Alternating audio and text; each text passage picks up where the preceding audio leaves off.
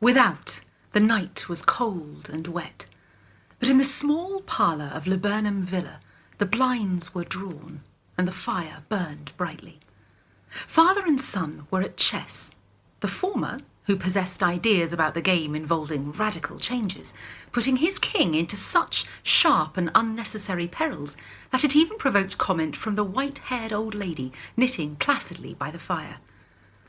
"Hark at the wind," said Mr. White, who, having seen a fatal mistake after it was too late, was amiably desirous of preventing his son from seeing it. "I'm listening," said the latter, grimly surveying the board as he stretched out his hand. "Check." "I should hardly think that he'd come tonight," said his father, with his hand poised over the board. "Mate," replied the son. "That's the worst of living so far out," bawled Mr. White with sudden and unlooked-for violence. "Of all the beastly, slushy, out-of-the-way places to live in, this is the worst. Pathway's a bog and the road's a torrent. I don't know what people are thinking about. I suppose because only 2 houses on the road are let, they think it doesn't matter." "Never mind, dear," said his wife soothingly. "Perhaps you'll win the next one."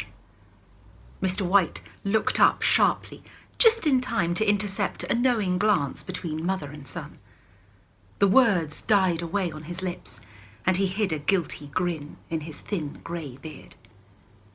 "There he is," said Herbert White, as the gate banged to loudly and heavy footsteps came toward the door. The old man rose with hospitable haste and, opening the door, was heard condoling with the new arrival. The new arrival also condoled with himself, so that Mrs. White said and coughed gently as her husband entered the room, followed by a tall, burly man, beady of eye and rubicund of visage. "Sergeant Major Morris," he said, introducing him. The Sergeant Major shook hands and, taking the proffered seat by the fire, watched contentedly while his host got out whisky and tumblers and stood a small copper kettle on the fire. At the 3rd glass, his eyes got brighter, and he began to talk, the little family circle regarding with eager interest this visitor from distant parts, as he squared his broad shoulders in the chair and spoke of strange scenes and doughty deeds, of wars and plagues and strange peoples.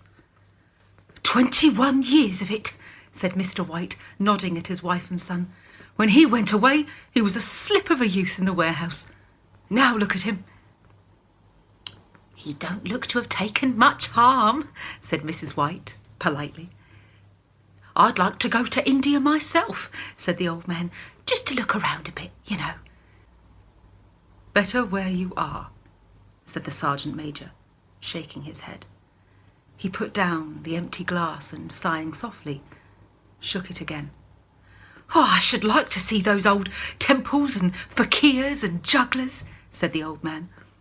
"What was that you started telling me the other day about a monkey's paw or something, Morris?" "Nothing," said the soldier hastily. "Leastways, nothing worth hearing." "Monkey's paw?" said Mrs. White curiously. Well, it's just a bit of what you might call magic, perhaps," said the Sergeant Major off-handedly. His 3 listeners eagerly leaned forward. The visitor absent-mindedly put his empty glass to his lips and then set it down again. His host filled it for him. "To look at it," said the Sergeant Major, fumbling in his pocket, "it's just an ordinary little paw, dried to a mummy." He took something out of his pocket and proffered it. Mrs. White drew back with a grimace, but her son, taking it, examined it curiously. And what is there special about it?" inquired Mr. White, as he took it from his son and, having examined it, placed it upon the table. "It had a spell put upon it by an old fakir," said the Sergeant Major, "a very holy man. He wanted to show that fate ruled people's lives, and that those who interfered with it did so to their sorrow. He put a spell on it so that 3 separate men could each have 3 wishes from it. His manner was so impressive that his hearers were conscious that their light laughter jarred somewhat. "Well, why don't you have 3, sir?" said Herbert White cleverly. The soldier regarded him in the way that middle age is wont to regard presumptuous youth. "I have," he said quietly, and his blotchy face whitened. "And did you really have the 3 wishes granted?" asked Mrs. White. "I did," said the sergeant major, and his glass tapped against his strong teeth. "And has anybody else wished?" inquired the old lady. "The first man had his 3 wishes, yes," was the reply. "I don't know what the first 2 were, but the third was for death. That's how I got the paw." His tones were so grave that a hush fell upon the group. "If you've had your 3 wishes, it's no good to you now then, Morris," said the old man at last. "What do you keep it for?" The soldier shook his head. Fancy, I suppose," he said slowly. If you could have another 3 wishes," said the old man, eyeing him keenly, "would you have them?" I don't know," said the other. I don't know." He took the paw and, dangling it between his front finger and thumb, suddenly threw it upon the fire. White, with a slight cry, stooped down and snatched it off. "Better let it burn," said the soldier solemnly. "If you don't want it, Morris," said the old man, "give it to me." "I won't," said his friend doggedly. "I threw it on the fire. If you keep it, don't blame me for what happens. Pitch it on the fire again like a sensible man." The other shook his head and examined his new possession closely. "How do you do it?" he inquired. "Hold it up in your right hand and wish aloud," said the sergeant major. "But I warn you of the consequences." "Sounds like Arabian Nights," said Mrs. White, as she rose and began to set the supper. "Don't you think you might wish for 4 pairs of hands for me?" Her husband drew the talisman from his pocket, and then all 3 burst into laughter as the sergeant major, with a look of alarm on his face, caught him by the arm. "If you must wish," he said gruffly, "wish for something sensible." Mr. White dropped it back into his pocket and, placing chairs, motioned his friend to the table. In the business of supper, the talisman was partly forgotten, and afterward the 3 sat listening in an enthralled fashion to a second instalment of the soldier's adventures in India. "If the tale about the monkey paw is not more truthful than those he has been telling us," said Herbert as the door closed behind their guest, just in time for him to catch the last train, "we shan't make much out of it." "Did you give anything to him for it, father?" inquired Mrs. White, regarding her husband closely. "A trifle," he said, colouring slightly. "He didn't want it, but I made him take it, and he pressed me again to throw it away." "Likely," said Herbert with pretended horror. "Why, we're going to be rich and famous and happy. Wish to be an emperor, father, to begin with, then you can't be henpecked." He darted round the table, pursued by the maligned Mrs. White, armed with an antimacassar. Mr. White took the paw from his pocket and eyed it dubiously. "I don't know what to wish for, and that's a fact," he said slowly. "It seems to me I've got all I want." "If you only cleared the house, you'd be quite happy, wouldn't you, father?" said Herbert, with his hand on his shoulder. "Well, wish for £200 then. That'll just do it." His father, smiling shamefacedly at his own credulity, held up the talisman, as his son, with a solemn face somewhat marred by a wink at his mother, sat down at the piano and struck a few impressive chords. "I wish For £200, said the old man distinctly. A fine crash from the piano greeted the words, interrupted by a shuddering cry from the old man. His wife and son ran toward him.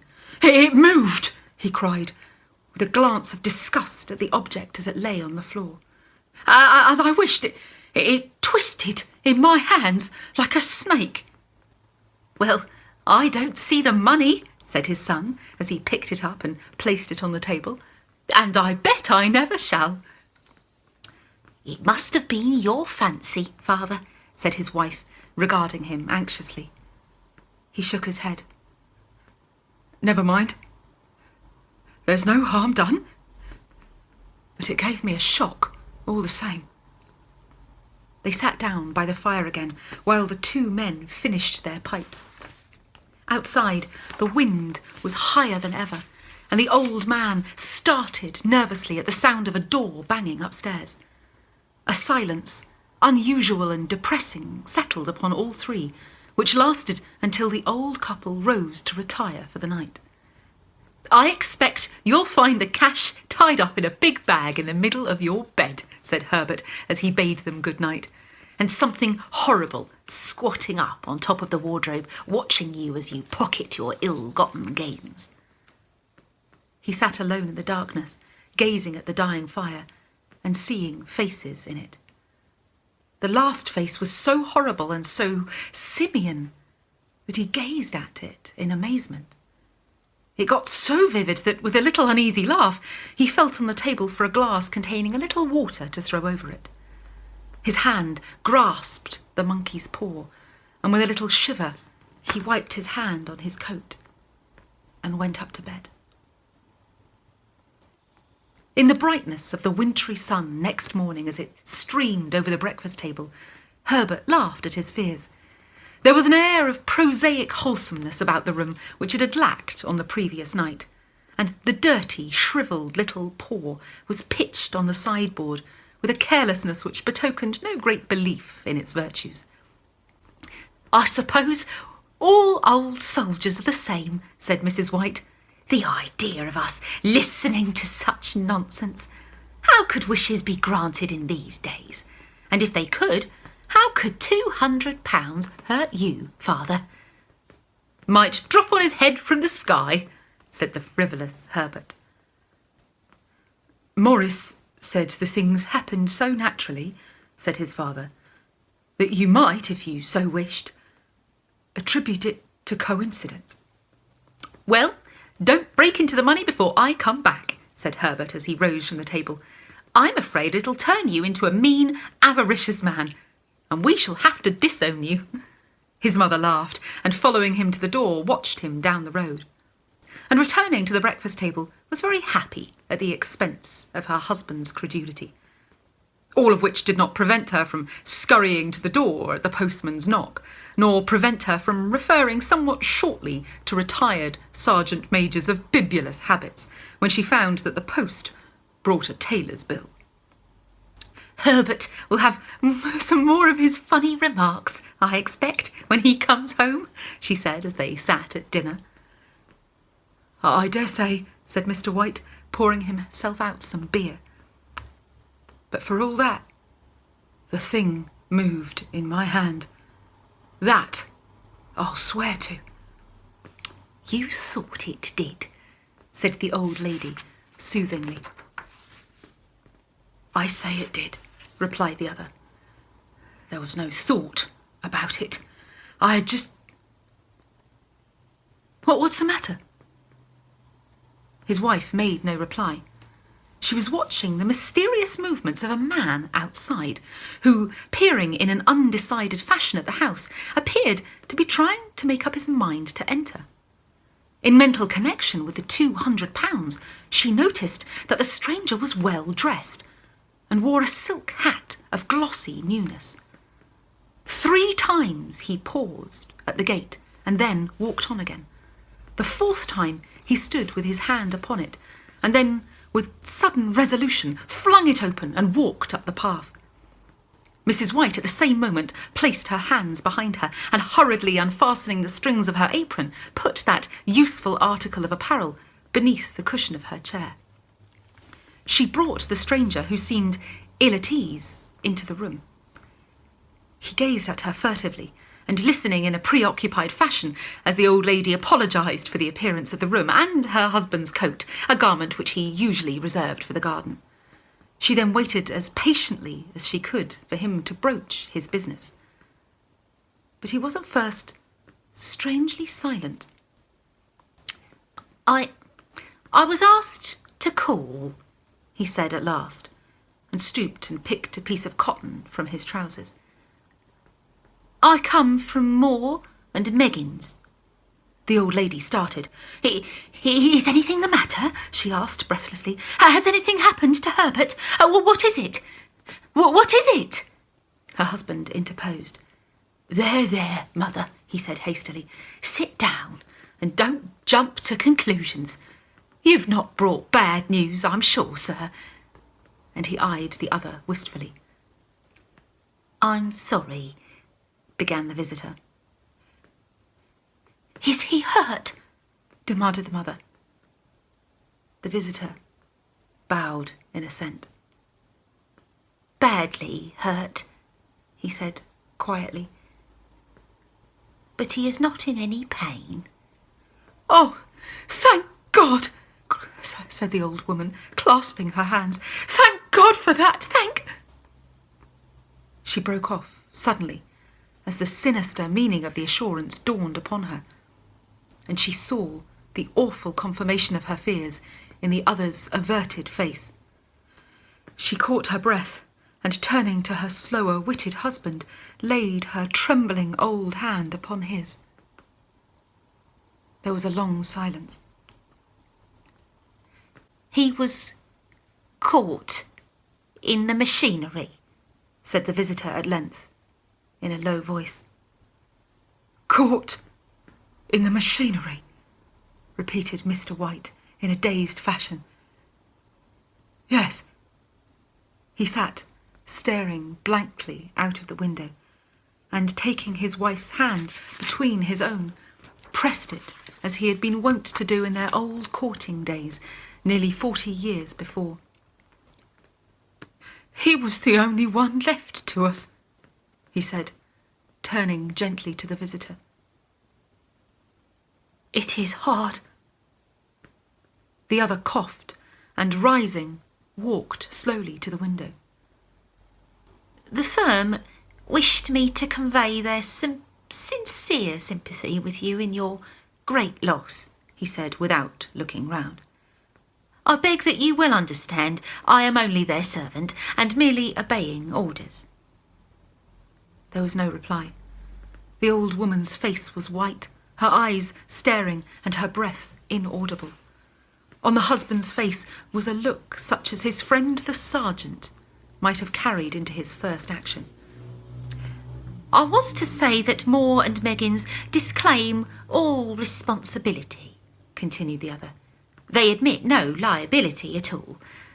But in consideration of your son's services, they wish to present you with a certain sum as compensation. Mr. White dropped his wife's hand and, rising to his feet, gazed with a look of horror at his visitor. His dry lips shaped the words. How much? £200, was the answer.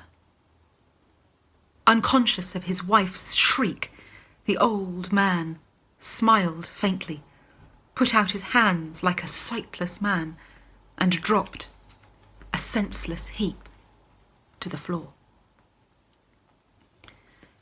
In the huge new cemetery, some 2 miles distant, the old people buried their dead, and came back to a house steeped in shadow and silence. It was all over so quickly that at first they could hardly realise it, and remained in a state of expectation as though of something else to happen, something else which was to lighten this load, too heavy for old hearts to bear. But the days passed, and expectation gave place to resignation, the hopeless resignation of the old, sometimes miscalled apathy. Sometimes they hardly exchanged a word, for now they had nothing to talk about, and their days were long to weariness. It was about a week after that the old man, waking suddenly in the night, stretched out his hand and found himself alone. The room was in darkness, and the sound of subdued weeping came from the window. He raised himself in bed and listened. "Come back," he said tenderly. "You will be cold." "It is colder for my son," said the old woman, and wept afresh. The sound of her sobs died away on his ears. The bed was warm and his eyes heavy with sleep.